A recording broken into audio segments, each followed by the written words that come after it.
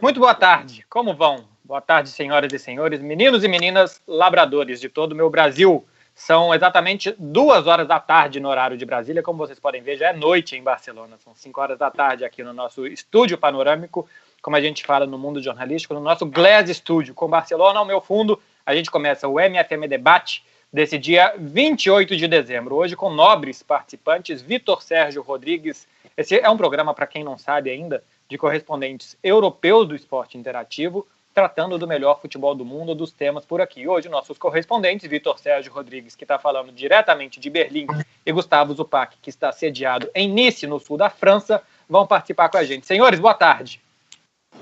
Muito boa tarde. Tomara que alguém te ouça aí e me mande de verdade para Berlim, que aquela decisão de Champions deixou saudade aquela cidade.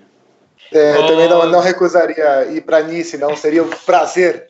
Aliás, como é um prazer estar com vocês nessa edição do MFM Debate. Zupac, que é um apreciador profissional de cervejas. Berlim é o melhor lugar para cerveja, Zupac. Tem uma rivalidade boa de Alemanha e Holanda. Não tem nada a ver com o roteiro. A gente não vai falar disso, mas me deu vontade de perguntar. E como o programa é nosso, é o melhor lugar para cerveja, Berlim? A Bélgica também dizem que é bom, né? Eu vou dar uma opinião polêmica. Para o meu paladar, hoje, não há lugar melhor para tomar cerveja do que Belo Horizonte. E o Brasil, de maneira geral. No meu gosto, as melhores cervejarias artesanais do mundo, hoje, são as brasileiras. Mas na Europa, a Bélgica, para mim, hoje é intocável.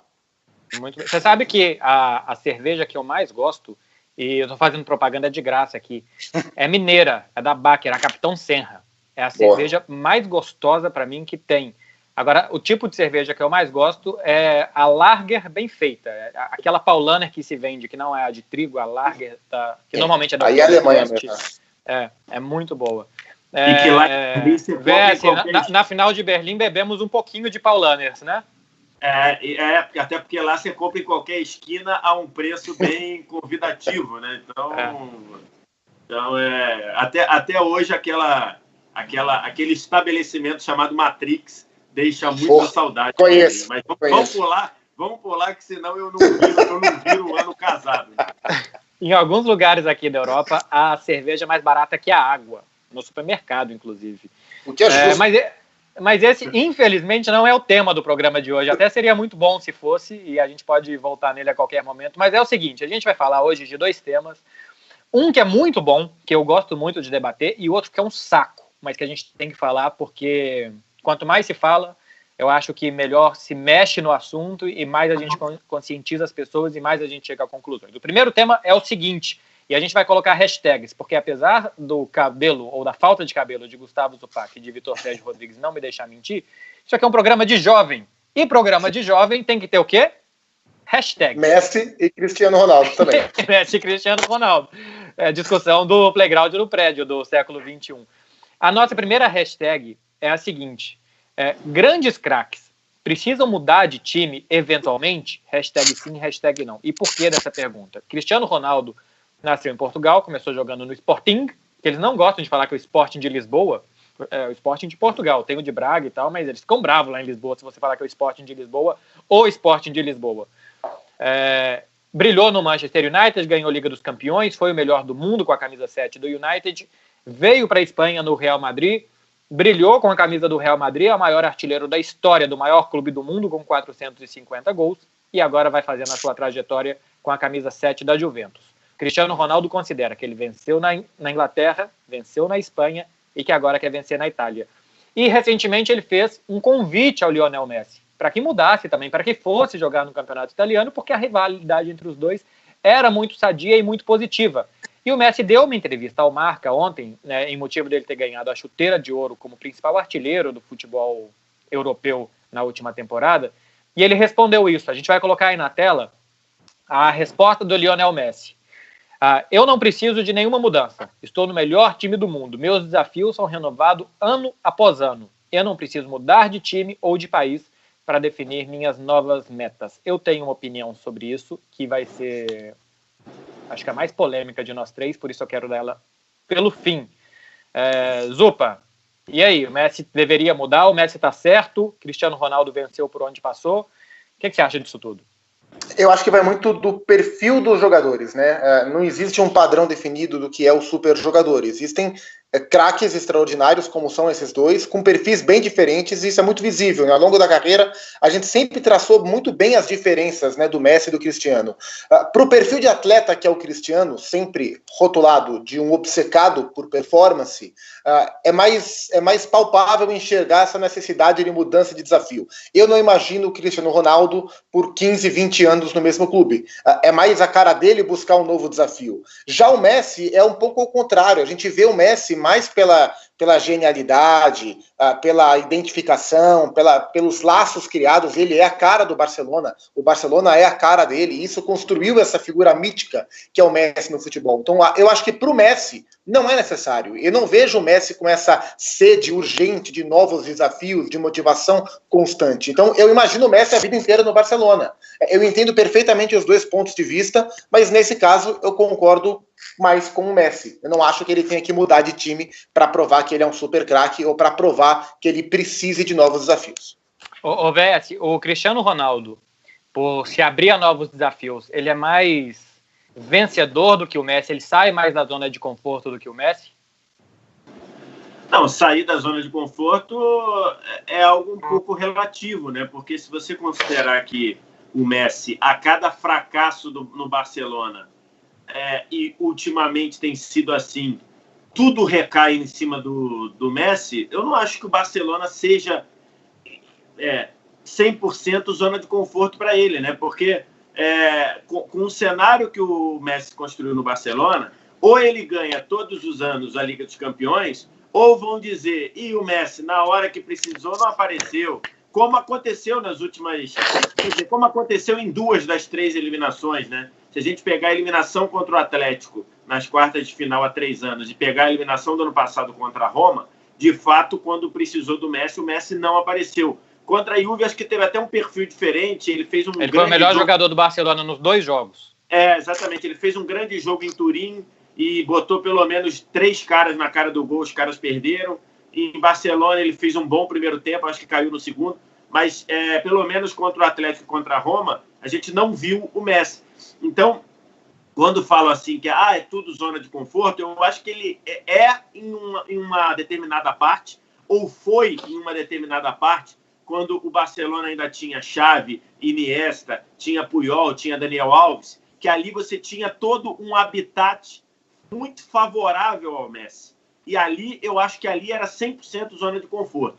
Depois que essa galera foi saindo, primeiro Xavi, depois Daniel Alves, depois Iniesta, eu acho que já não é tão zona de conforto assim, porque a gente tem visto várias vezes o time do Barcelona no mato, e quem vai tirar o Barcelona do mato é o Messi, né? Então, não que ele não fizesse isso naquela época. Muitas vezes o Messi sempre foi o protagonista, mas você tinha uma engrenagem funcionando muito melhor. E hoje não funciona tão bem assim. Você tem aí o Alba aparecendo agora para fazer o papel que o Daniel Alves fazia, né, de ser a principal conexão do Messi. Mas, no geral, hoje o Messi precisa muito mais tirar o Barcelona do mato do que precisava antigamente. É como se antigamente, lá na época áurea lá de Xavi, Iniesta, Daniel Alves, Puyol, as coisas fluíssem naturalmente e convergissem para o Messi. Hoje não. Hoje o Messi tem que fazer as coisas acontecerem. E isso está cobrando a conta, porque como a gente falou no programa de quarta-feira sobre o Neymar, a idade está passando, né? Então Sim. Você tem toda essa questão.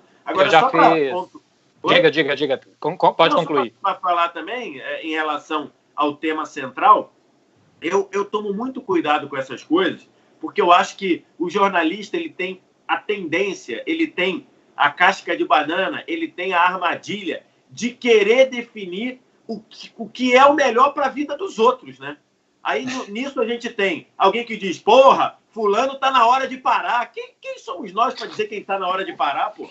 Quando a gente tiver daqui a alguns anos, alguém vai dizer, olha, o Vitor Sérgio, puto, que comentário, tá na hora dele parar, eu vou ficar puto pra cacete, pô.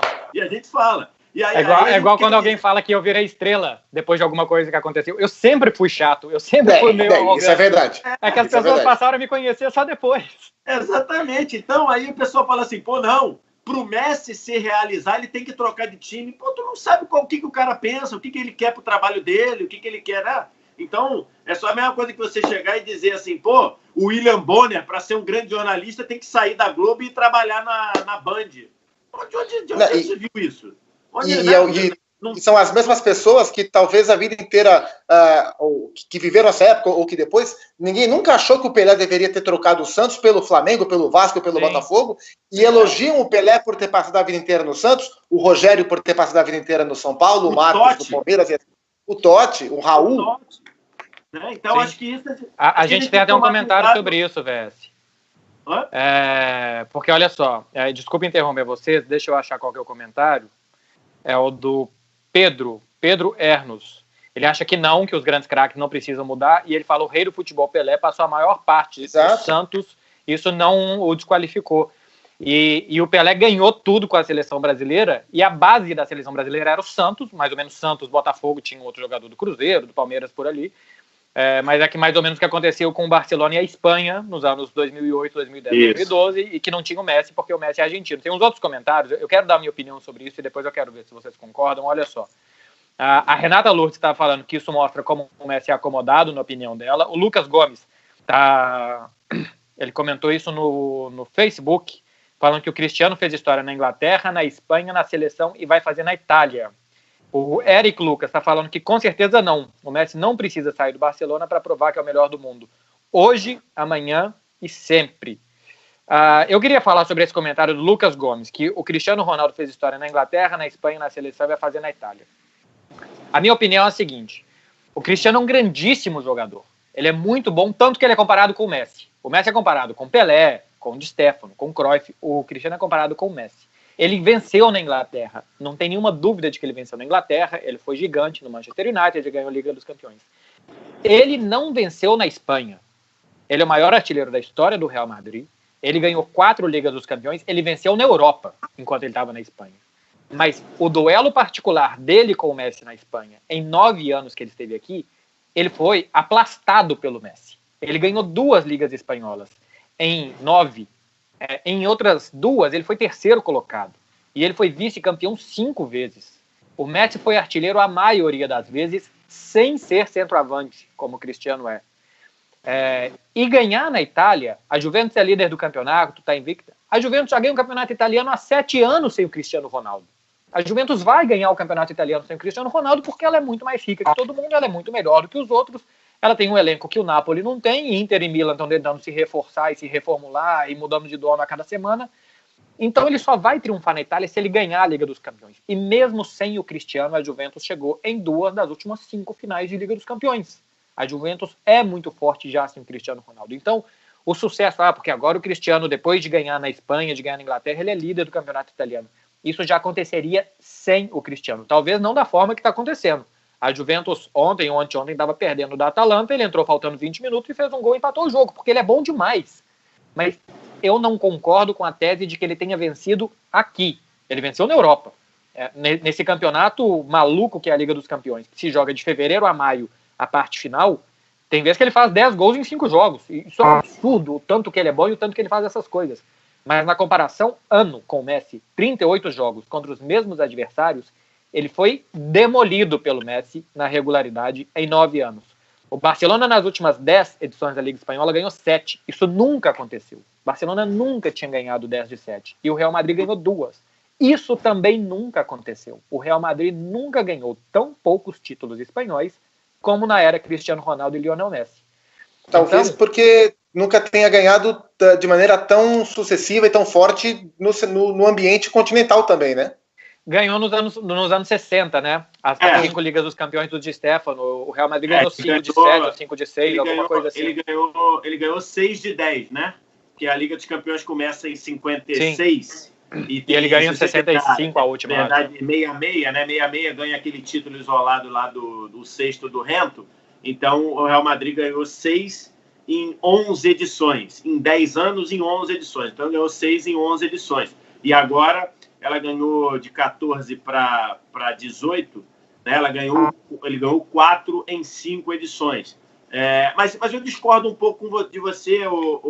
Tudo que você falou, Marcelo, você falou em números, né? Então, são fatos, mas eu acho que a sensação dele ter vencido no futebol espanhol, ele não venceu no campeonato espanhol. Mas a sensação dele ter vencido no futebol espanhol ou ter vencido no futebol jogado na Espanha, eu acho que ela é verdadeira. Se a gente pegasse, sei lá, o Messi, metesse o Messi na Inglaterra e o Messi ganhasse 4 Ligas dos Campeões em 9 anos e não ganhasse muitos campeonatos ingleses, porque a tendência de ter uma disputa ali até maior do que na Espanha, eu acho que a gente ficaria com a sensação de que ele triunfou na Inglaterra, que ele pegou o time dele na Inglaterra e levou para ganhar a Liga dos Campeões. A gente tem que lembrar que das últimas 10 edições, a Inglaterra ganhou um título, né? Que foi com o Chelsea, e num jeito que foi embora o Vitor Sérgio. É isso que dá discordar do apresentador.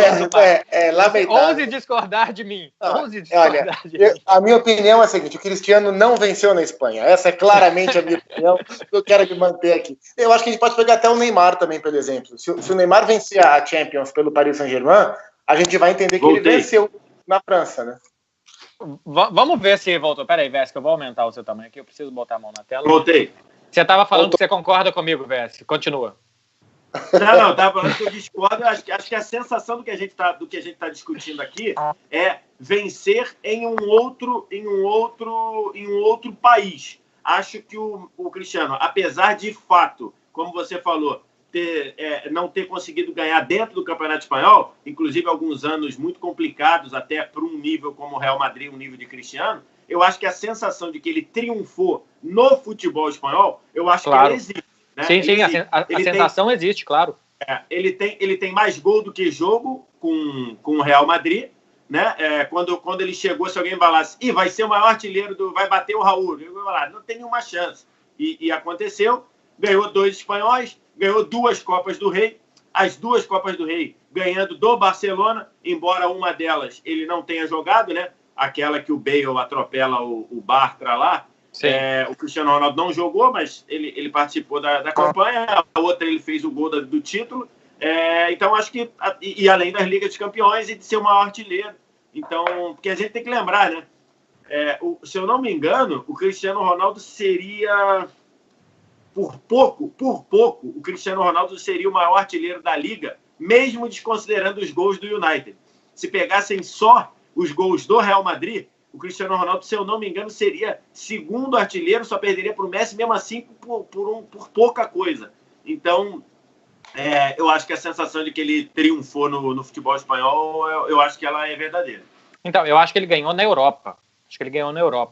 E ele é o maior artilheiro da história do Real Madrid, isso é muito grande. Mas se a gente pegar, Zupac, a comparação, o que se faz num ano inteiro, o que um faz no ano inteiro contra os mesmos adversários, o que o outro fez aqui o ano inteiro com os mesmos adversários, o que o Messi fez é muito maior do que o Cristiano fez na Espanha.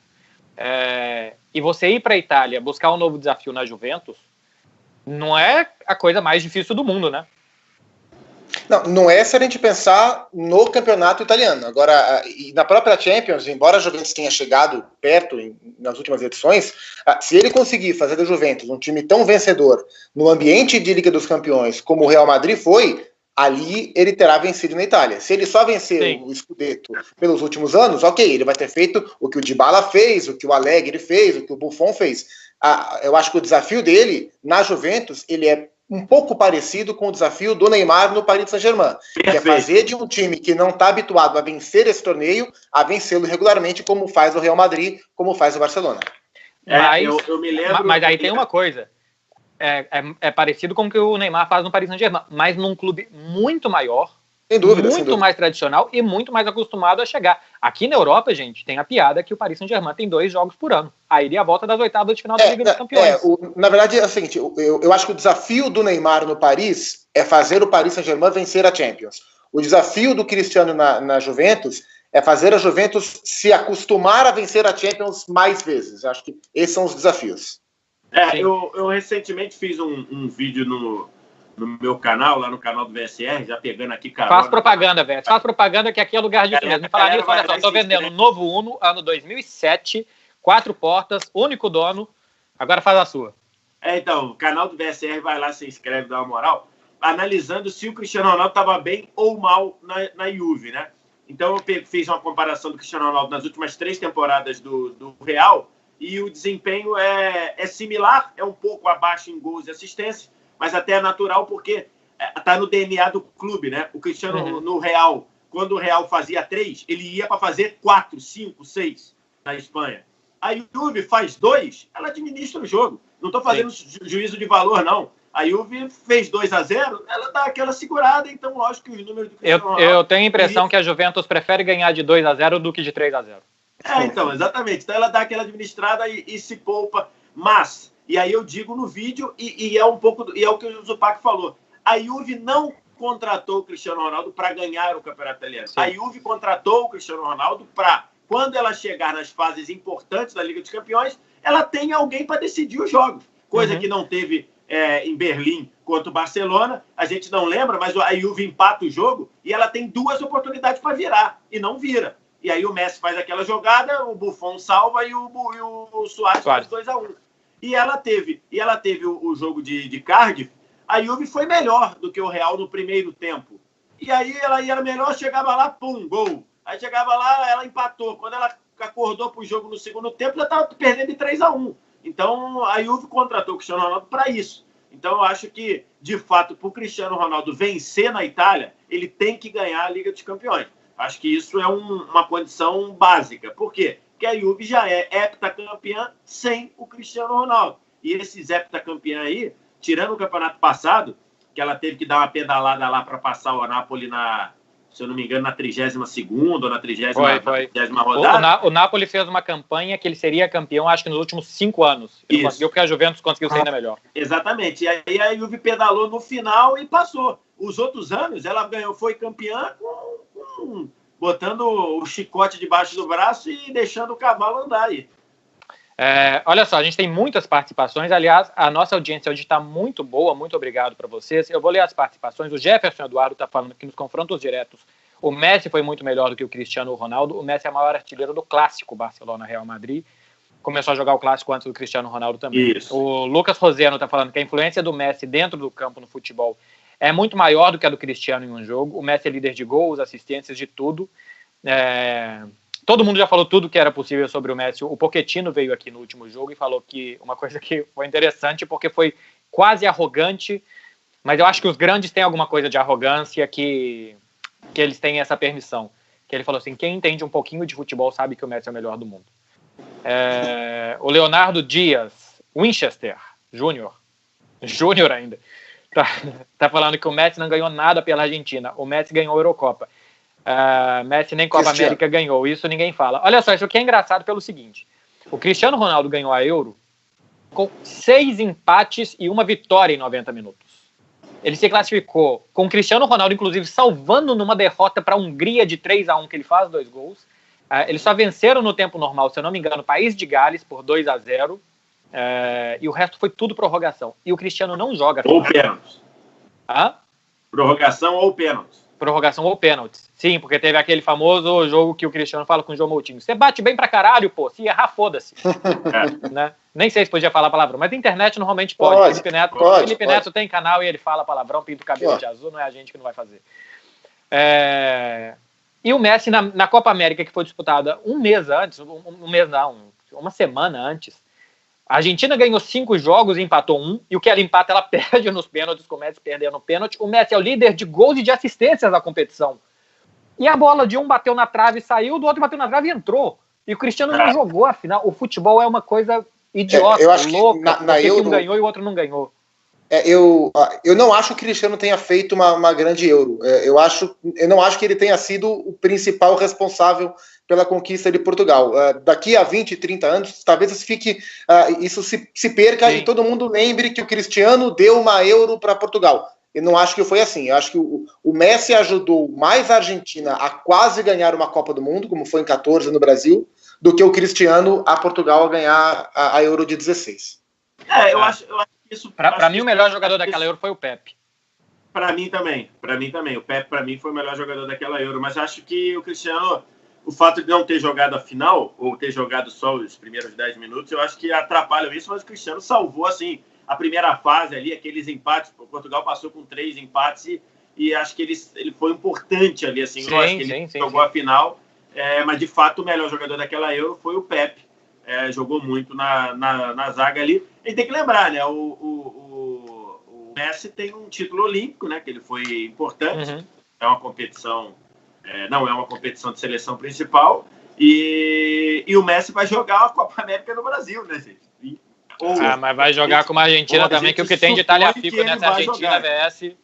Não dá. Olha, o que tem de talhafico de Enzo Pérez nessa Argentina, não tem jeito, não dá. Eles são muito ruins. Não tem jeito. Olha só, tem mais participação. Em compensação, o Cristiano vai jogar uma final de Nations League em casa, né? É em casa. Estaremos lá.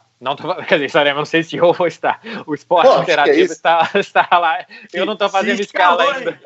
Daqui a pouco chega a mensagem do Vitor Costa, o chefe de reportagem. Só para eu entender aqui, Beckler, você está fazendo as escalas já ou não? O Denilson, olha só, a gente está com quase 2.000 pessoas vendo a gente. Num 28 de dezembro, era para a turma estar na piscina e eles estão vendo a gente falando groselha aqui. O Denilson Alves está falando, se o Messi é melhor, por que não faz nada pela seleção, sendo que o Cristiano Ronaldo tem uma seleção inferior e conseguiu ganhar Euro? É mais ou menos o que a gente debateu aqui. Vesse, você fez a propaganda do seu canal, vou fazer a propaganda aqui do nosso canal. É o seguinte, para você que está chegando agora, aproveitar que a nossa audiência está boa, se inscreva no canal do YouTube do MFM, ativa esse sininho que tem aí do lado inferior ao nosso vídeo, porque sempre que a gente estiver ao vivo, você vai ter as notificações que a gente está ao vivo. O Zupac, não sei se já está familiarizado, Zupa, mas a gente está fazendo um sorteio aqui para os nossos participantes. A gente tem, nesse momento, quase 93 mil inscritos. Quando a gente chegar à marca de 200 milhões de inscritos no nosso canal, o que é quase a população brasileira, nós vamos sortear um Celta 2001. O carro do Alê, no caso. O carro do Alê, assinado por Messi, Cristiano Ronaldo e Neymar. A nossa ideia era sortear um Celta 97. E a gente divulgou isso por alguns programas. Aí a gente descobriu que o Celta não existia 4 anos depois. Não existia. Em 97 você podia sortear um Corsa, não um Celta. Podia sortear um Corsa, um Gol Bolinha, qualquer coisa. Aí a gente descobriu que não existia, a gente mudou o sorteio e se bobear a gente muda de novo. Quando a gente estiver aproximando de 200 milhões, a gente sorteia uma camisa autografada. Agora, picareta sortear coisa que não existia, você não seria o primeiro, né? Já teve gente que fez isso, né? Muito. Olha só, meu Deus. Olha só, então é isso, tá, gente? Se inscreva no nosso canal. Normalmente, às segundas, quartas e sextas, às 14h, a gente está aqui falando sobre futebol europeu, sobre o melhor futebol do mundo. E a gente vai mudar agora de assunto. Messi e Cristiano Ronaldo sempre toma muito tempo, tomou 28 minutos do programa, que era de meia hora. Mas a gente precisa falar de um tema chato, recorrente e que eu acho que precisa ser debatido sempre. Que foi o que aconteceu na Itália. Há 2 dias a gente teve Inter e Napoli. O jogo foi no estádio de San Siro, ou Giuseppe Meazza, como você preferir. A polêmica do nome é o seguinte: o bairro é San Siro, o estádio é Giuseppe Meazza, ele jogou na Inter e no Milan. Eles chamam de San Siro e Giuseppe Meazza igual, viu? Não tem aquela coisa de que um chama San Siro, outro Giuseppe Meazza. Tem nada disso. Eles chamam mais de San Siro. Isso. De vez em quando alguém chama de Giuseppe Meazza, e quando chama de Giuseppe Meazza é mais a torcida da Inter. O pessoal chama de San Siro. É mais ou menos se você pegar o Maracanã com o Mário Filho, né? Porque o estádio passou a chamar Giuseppe Meazza só em 1980, depois que o Meazza morreu. Ele recebeu uma homenagem. Todo mundo falava aí ao San Siro. Início da década de 80, é mais ou menos o Maracanã. Você usa o estádio Mário Filho quando você quer dar um recurso, quando você quer dar uma rebuscada. O pessoal joga Maracanã, é mais ou menos isso, San Siro. Inclusive as placas lá, é tudo San Siro, San Siro, San Siro. Então é mais ou menos isso aí. Olha só, aconteceu uma coisa muito chata. O zagueiro Koulibaly, que é senegalês do Napoli, foi mais uma vítima do idiota racismo que existe no futebol. A gente tem a tela aí, olha só. A Inter vai ter que jogar 2 jogos com o portão fechado no Giuseppe Meazza e um jogo com o anel superior fechado. Isso dá metade do estádio. E a nossa pergunta para vocês que estão assistindo é se a punição foi leve demais. #sim ou #não. 2 jogos de portões fechados quer dizer 10% do campeonato. A Inter perde um bom dinheiro e eu acho que principalmente, eu já dou a minha opinião aqui, a punição é leve porque eu acho que tem que ser mais pesada, mas eu não sei como ser mais pesada. Mas uma coisa que é muito positiva numa punição dessa de portões fechados. Todo mundo vai ver a Inter de Milão jogando de portões fechados e vai se lembrar por quê. As pessoas vão ver por 90 minutos um dia, 90 minutos no outro, elas vão ver 2 jogos da Inter, 180 minutos, se lembrando o porquê o portão está fechado. Isso para mim é o mais importante, mais que o dinheiro que ainda vai perder, que não vai ter o seu torcedor apoiando, que as pessoas lembrem de que existe um bando de idiotas que acha que negro é inferior e que elas vejam aquilo por 90 minutos e que pensem naquilo, tem o seu valor. Eu ainda acho que devia ser mais pesada, não sei como, não sei como punir o clube, porque é uma coisa do torcedor, evidentemente o clube não compactua com aquilo, mas o que vocês acham? VS, é leve, é pesada, você acha que devia ter uma outra alternativa? Então, eu acho que haver a punição é bom, pelo aspecto que você falou, mas acho que é bem leve e eu acho que, na verdade, o futebol ele brinca de combater o racismo. A minha percepção é que o futebol brinca de combater o racismo. Eu acho que você tem casos e casos, né? Quando uma pessoa grita alguma imbecilidade de racismo, eu acho que punir o clube é complicado, porque você consegue atuar diretamente nessa pessoa, como aconteceu recentemente com o Tottenham, como aconteceu recentemente com o Chelsea. Você tem Sim. 4 torcedores do Chelsea e 1 torcedor do Tottenham banidos o lifetime aí, pela vida toda aí, de entrar no estádio. Acho que em paralelo tem que haver a questão criminal nos países em que racismo seja crime. Eu não sei se todos os países do mundo racismo é crime, imagino que não.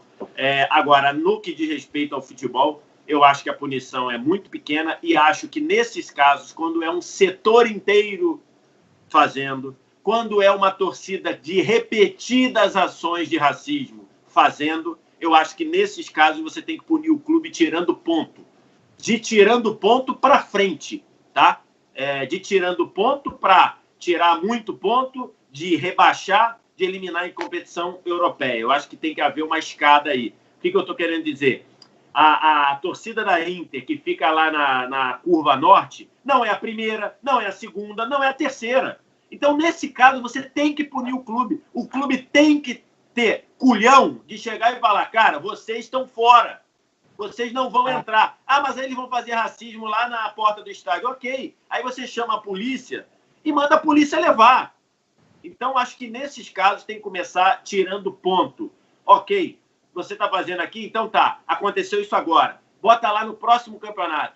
No próximo campeonato, quando você tiver um setor, perder ponto. Que aí todo mundo já está sabendo, todo mundo está registrando e todo mundo vai correr atrás para tirar. Eu acho que com a situação que está hoje na Itália, que é mais grave.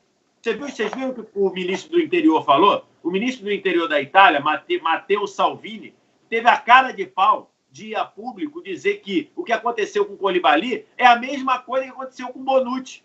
Bonucci trocou o Milan pela Juve no início da temporada, voltou para Milão, ele disse que é a mesma coisa, ele foi vaiado o jogo todo.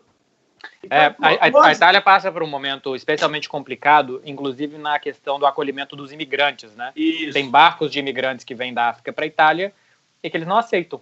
E o barco fica à deriva e os barcos afundam o Zupac com 200, 300 pessoas. É um absurdo o que acontece. Mas, Zupa, o que o clube pode fazer? O clube faz campanhas, o clube é contra, o clube coloca faixas no estádio, o clube pede para não fazer. Você acha que tirar ponto do clube, como o Vitor Sérgio falou, é uma alternativa válida? Eu acho que ela é perigosa nesse sentido, porque às vezes o clube fica realmente de mãos atadas, né? Às vezes a gente está falando de gente tão idiota, gente tão irracional, com uma mente tão retrógrada, que mesmo que o clube faça todos os pedidos possíveis, esses caras estão menos preocupados com o clube e mais preocupados em verbalizar toda a idiotice que está dentro da cabeça deles. E aí eu começo a tentar me valer de exemplos para tentar enxergar qual que é o melhor caminho. Eu me lembro de um caso de punição esportiva por ato de racismo que foi aqui na Copa do Brasil, quando o Grêmio foi eliminado da Copa do Brasil depois que uma torcedora bem idiota xingou o Aranha de macaco, né? Ali o Grêmio foi punido. Na verdade, não foi por causa da torcedora, né? Foi porque o setor atrás do gol, muita gente ali estava falando, né?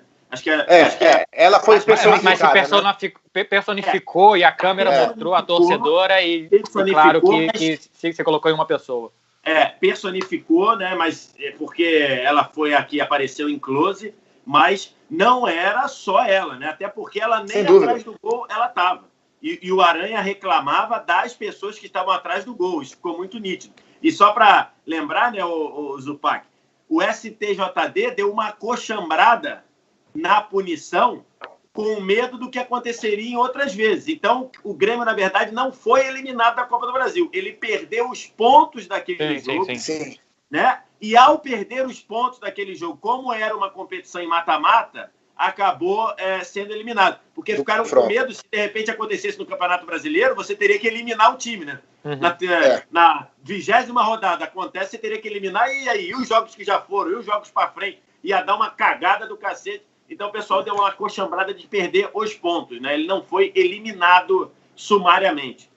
E aí, quando você pega os exemplos recentes da Europa, eles estão todos nessa mesma linha do que aconteceu com a Inter na Federação Italiana. A gente teve esse ano, por exemplo, o Zenit da Rússia, e a Rússia é um lugar onde recorrentemente a gente vê esse tipo de manifestação racista. O Zenit jogou com portões fechados em março, acho que foi um jogo da Liga Europa contra o Red Bull Leipzig. O Keita foi ofendido e pegou essa punição. O Atlético de Madrid teve jogo com o setor da organizada todo fechado, também por insultos racistas.